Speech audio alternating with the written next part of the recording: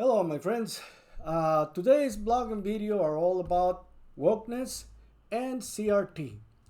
This is a concept that has Moms for Liberty, GOP, DeSantis, and all conservatives up in an uproar. Why? Well, this is going to be pretty long and maybe emotional, so put on your seatbelts.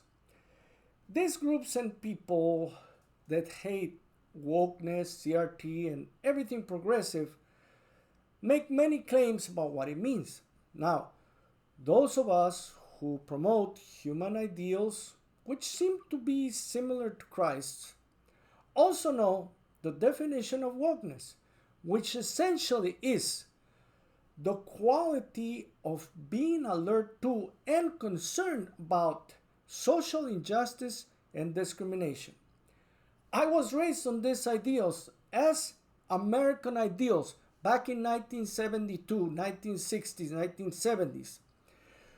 The ideals comprise freedom from oppression, equality of opportunity, fair and safe working standards, not hating those that are not like us, and recognizing that life is not fair, but we should work towards making it fair. Now, has anyone found anything hateful or un-American so far?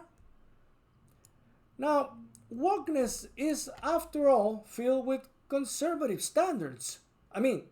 Conservatives do claim to be Christian.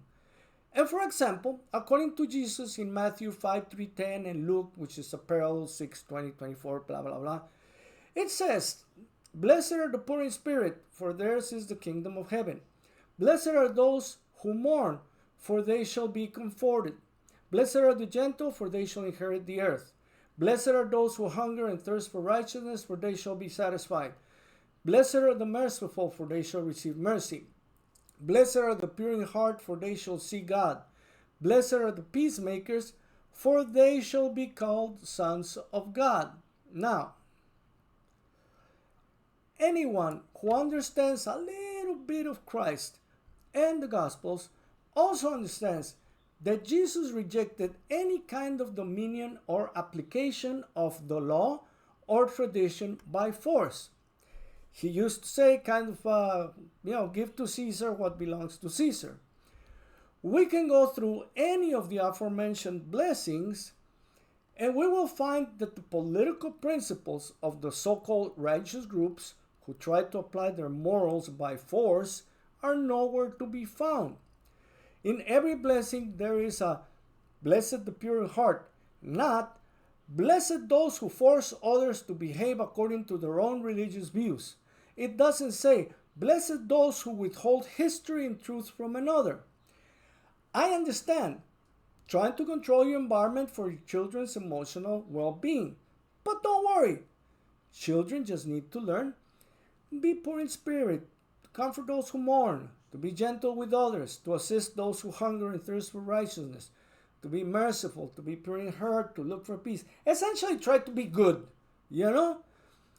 That and a little bit of love and acceptance at home is all they need. Children are stronger than most adults and do not need, and also what most adults think, and do not need to be blind to reality to grow up healthy. Now, the same conservative groups have come up with the old and failed idea that if you just ignore some hateful chapters in our history, the effects will just magically go away, and this will make the children feel better. This is the most violent and disrespectful theory that people in power have ever thrown at the rest of us. First of all, I was taught history, and I never felt guilty about things I did not do. I did feel bad when someone in my family would tell me, "You're not like them." That would make me feel isolated, lonely, and sad. I felt bad and responsible when I had an opportunity to do something good for a poor person and I did not do it. Some in my family taught me that it is normal to be selfish, but it is something that should diminish as we grow powerful and older. I was also taught about violent relationships, and how they are similar to slavery. Do we ever fix a violent relationship by ignoring that any assault ever happened? No. This is usually the attitude of the abusive party, the one in power. Let's place these two relationships on a parallel analysis. How do we really believe that abuse should be dealt with? Are there not therapies and restitution for the victim and punishment for the abuser? This is what we believe as a society, right? In case of a child getting abused, we do believe there should be a history that follows the abuser through their life. This, we claim, is in order to protect the general public. However, when it is a group of white people that abuse minorities, we believe that they should just get over it, stop playing the victim card. Well, let me ask you, in case of an abused child or wife, who is the person interested in minimizing their abuse with phrases like, just get over it already, I didn't even hit you there hard, stop it, you have been crying for hours, it's your own fault? Who says that? The abuser. Also, sometimes the neighbor who are bothered by the cries of the victim, but were not brave enough to stop the beatings. Because every cry points to the witness's lack of courage, who were unwilling or unable to stop the abuser. And to the abuser, it is a cry for justice. The abuser fears that somehow society or karma or God might come and deal with this.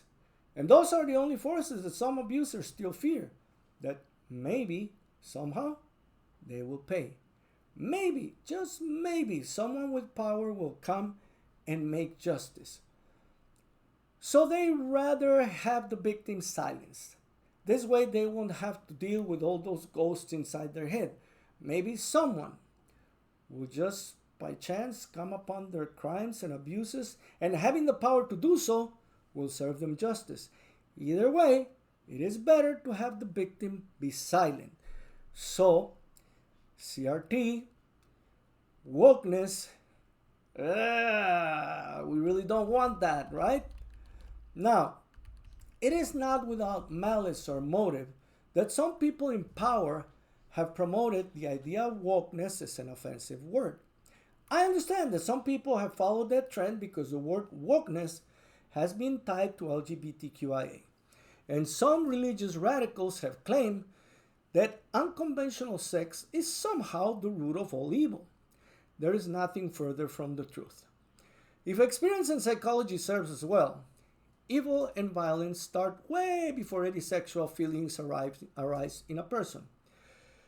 Evil comes from the ego, which says, I want what he has, and if I can't make it, I will take it. Children are very capable of violence. Just remember, Lord of the Flies, and anger before they start thinking about sex and gender. It is usually by the time they get to their teenage years that they are already bullies, thieves, or nerds. They already and the bullies already have victims. People they are angry at, or people they know that they can be angry at and abuse without consequences. Restitution for these kids is a surprise, usually because their parents taught them to believe they are untouchable. There are many children who are already suffering through their own abusers in elementary school. So don't come and tell me that sex is the root of evil. It is not. It is children groomed in the ways of violence and revenge by insecure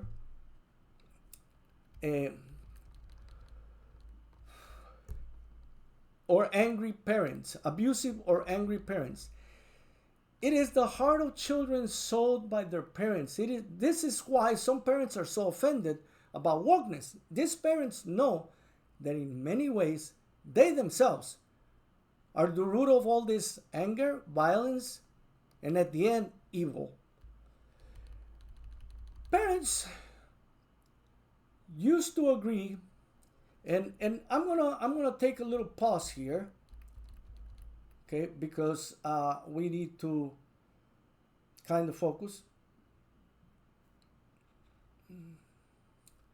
So, parents used to agree to have children be educated at school because parents recognized that they themselves were not expert in education. Nowadays, some parents have been led themselves to believe that they are better than the teachers. While in some cases this just might be true, the problem stems in reality from parents who are just very happy just seeing their kids come and go from school with no major dialogue. It is then when kids come and ask questions or state things that parents are not prepared for or that go against their ideals, then they get angry and start asking themselves, where did my child learn these ideas? Unable to understand that their children research on the internet, they ask each other, they share experiences, as well as the bathroom, all-powerful bathroom gossip, which is incomplete and unverifiable knowledge, but very emotional for them. Once they have wrapped themselves in a web of concepts that don't make sense even to them, then they come to the teacher and then the parents. Why? Because the teachers are the first ones to tell the kids, you should ask your parents. Teachers have no desire to get themselves involved in any of these things and do so only when the child, for some reason, expresses fear of reprisal from the parents or whatever, abuse, etc. So who did the grooming in this case? Well, there's no grooming except what the parents and their circle do at home with their example. In their frustration, blindness, and despair, these parents turn to pseudo-politicians, pseudo-psychologists, and pseudo-religious persons who gives them an answer that kind of makes sense, but primarily liberates them from responsibility, just like their children. Now let's deal with the con artists, who do not tell the whole truth. They just pronounce the words necessary to reel people in emotionally. Once the hook is set, facts no longer matter, because the adult is literally being pulled by their emotions, and it is usually incapable of saying the simple words out loud. I could possibly be wrong in my assertion. Let me look for a third party who has a different point of view and evaluate their logic and go back on my word if I was wrong or fooled. This is like an incantation. Once an individual can say these words out loud, they become mentally free to search for facts. But it takes so much to say these words because it seems to be akin to sitting in front of a mirror, seeing yourself and say, you know you were a fool for believing this, right? Another reason also is that this is so hard is because we believe in loyalty. We believe that once you give your word, that's your bond. So the con man also knows that, and that is why their main purpose is to get you to agree in one false premise. Because once they know, most people are unable to see beyond that one false premise. The con artist knows this. The con man's mission is just to get you to sign here on the dotted line, which is just say yes to one of my false statements. Once you do that, any further questioning is interpreted as disloyal, or aren't you a man of your word? Highly emphasized is at this point, don't look at the rest of the contract, or else you won't be able to solve I won't be able to solve all your problems or grant you the promised rewards, or at least some of them. Yes? Don't worry about the plan, just leave it all to me. Now, I have so long gone outside the original statement that we were looking at because I acknowledge that not all people who sign on the dotted line are evil or bad. Some are truly unaware of the whole contract. Others don't want to know. Others are just unable to step back emotionally. However, agreeing with the con man, even if he claims to be God, doesn't absolve you from the fruit of your actions. Innocent people will still end up getting hurt just because you didn't want to be disloyal. This is similar to what happened in the Spanish Inquisition. You remember? It was all done in the name of God. People were so sure that they were rightfully torturing and burning others because they surely have a pact with the devil, only to find out years later that they were wrong. Now, decades later, should we erase that part of history or should we make it tasteful for those Christians who were not there? While it is true that we should not visit upon children all the blood and gore that was available, we do need to instruct the children of the injustice that happens when religion has unbridled power. Now, with the same mindset, we do need to let our children know that no one has a right to touch them in the wrong ways, and this should happen. We should let them know before they get abused. Consequently, we know we need to teach certain things which might sound untasteful before bad things happen, correct? For example, I'm sure that MTG and Bobbert and all that clan have no idea of the fact that women like them during the whole Inquisition would have been burned at the stake just for raising their voices in public. Because of their ignorance, along with the others, here we are. They're promoting the same ideology that would threaten the lives of many people just for speaking out. This is what happens when religion leads politics. But they do not seem to have been taught that little piece of history because maybe somebody felt offended by it. In conclusion, it is a small group of powerful people who hate wokeness, CRT, and any kind of idea that protects the weak and minorities from the wealthy and powerful. It is also a substantial amount of people who are falling for these marketing techniques. I recommend that we focus on the meaning of wokeness, which is a state of being aware, especially of social problems such as racism and inequality. Why? Because according to Christianity and just human decency, you are your brother's keeper. You're not your brother's jailer, nor judge and executioner. This is what CRT wokeness and wokeness are about. Caring for each other and helping each other. I'm woke, I will always be woke, and I will die woke. Those who do not want to be woke should just honestly say, I do not believe in God or in the Bible or anything that it says. I just believe that I am the only God and the only gospel. Then we will know what we're dealing with. Powerful, delusional people who think themselves to be the center of the world, while in reality they are nothing more than a counterfeit picture of a delusional joker. In conclusion, powerful people like Trump hate wokeism because it demands a fair playing field, one where corruption is truly minimized or eliminated, one where those in power do not have an unfair advantage, so that you, living in a trailer, living in an apartment, getting little or no help, in spite of your efforts, get placed on a fair playing field for all, as well as your children. Conservatives do not want poor or middle-class whites or minorities to have equal opportunities. Wealthy conservatives want to keep the corruption and advantage for their children, most of which happen to be white. However, do not be fooled. Wealthy conservatives want your white, low, and or middle class and or minority children to be their servants. This includes Trump.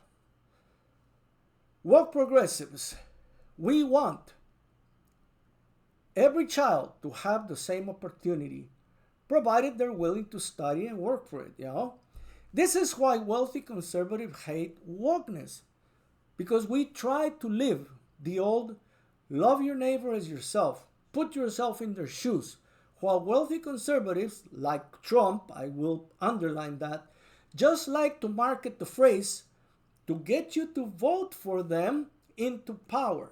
Once they're in power, they do nothing except abuse their power, damn the Constitution, damn you, your children, and your future. Anyway, this is the end of my talk for today. If you like this, please press the like, follow, and we will try to have more content. Make a comment, and we will see you on the next one.